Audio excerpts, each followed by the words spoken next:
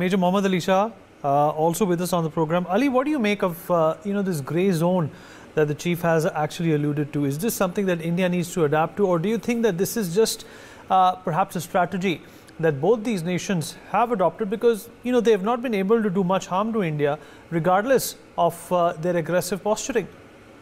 That's a very good question, Vineet. Vineet, I will answer it this way. Just 2 days back, I was at a conclave where the chief of the army staff was a speaker. He was the opening speaker for the conclave, and he gave a very good.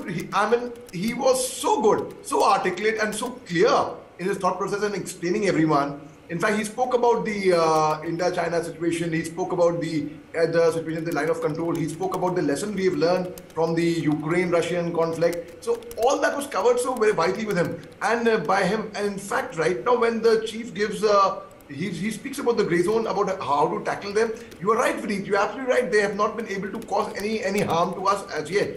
And I presume that they do not have the spunk or the guts or the courage or the wherewithal to cause any damage to India, because I'm going by what the Chief of Army Staff said, and I have full faith in that. He said we are fully prepared to face any eventuality, anytime, anyhow, and that is the beauty of our defense forces. We are totally prepared. Unlike Chinese chocolate cream soldiers who in bad weather, in winters, they'll run away, they'll put robotic army, they will be crying before they have to face the Indian army.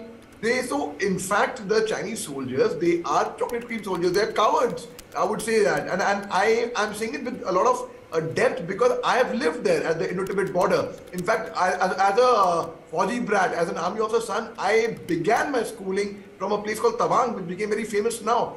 So it is all about, how we tackle them. We are already tackling them very, very beautifully, and they are frustrated because they, as you rightly said, they have not been able to cause any harm to us as yet. So they are effortlessly trying. They are trying, but not succeeding in that. And we will not let them succeed. Our Indian Defence Forces, not just the Indian Army, Indian Defence Forces, by say we are standing tall, guarding our borders, guarding our national frontiers, putting our life at stake.